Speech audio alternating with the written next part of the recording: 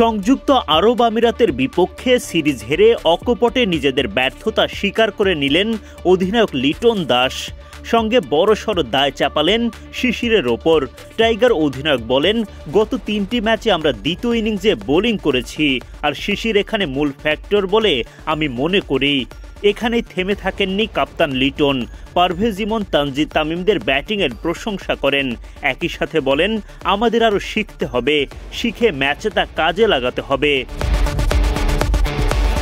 প্রথমবারের মতো পাকাপোক্ত অধিনায়কত্বের দায়িত্ব পাওয়ার পর সংযুক্ত আরব আমিরাতে যান লিটন দাস, কিন্তু শুরুতেই হোঁচট খেলেন তিনি। আইসিসির সহযোগী সদস্যভুক্ত সংযুক্ত আরব আমিরাতের বিপক্ষে নাস্তানাবুদ তার দল, তাই তো পুরস্কার বিতরণী অনুষ্ঠানে এসে হতাশা লিটনের কণ্ঠে। সিরিজের নিজেদের পারফরমেন্স নিয়ে তিনি বলেন, অবশ্যই এটা মোটেই মানসম্মত নয়। যখন আপনি এখানে আসেন সব সময় জেতার মানসিকতা নিয়েই আসবেন, কিন্তু এটা জীবনের অংশ। আর যখন আপনি ক্রিকেট খেলেন, কখনো কখনো প্রতিপক্ষ খুব ভালো খেলে, তাদেরও কৃতিত্ব দিতে হবে। তবুও আমরা ব্যাটিংয়ে আজকেও কিছু ভুল করেছি। লিটনের মতে, পরিস্থিতির দাবি মিটিয়ে খেলতে পারেনি বাংলাদেশ। আগের ম্যাচে পরাজয়ের পর মাঠে শিশিরের প্রভাবের কথা তুলে ধরেন লিটন। টানা 3 ম্যাচ পরে ব্যাট করার পর শিশিরকেই প্রধান ফ্যাক্টর হিসেবে উল্লেখ করেন তিনি। লিটন বলেন, আমার মনে হচ্ছে এই পিচে আর এই পরিস্থিতিতে আমরা যা চেয়েছিলাম তা মোটেই পূরণ করতে পারিনি।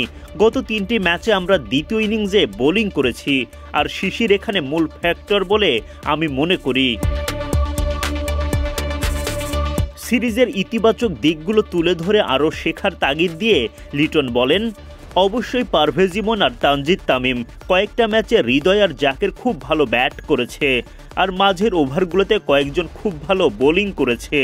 তবুও আমাদের আরও শিখতে হবে, আরও শিখে ম্যাচে তা কাজে লাগাতে হবে।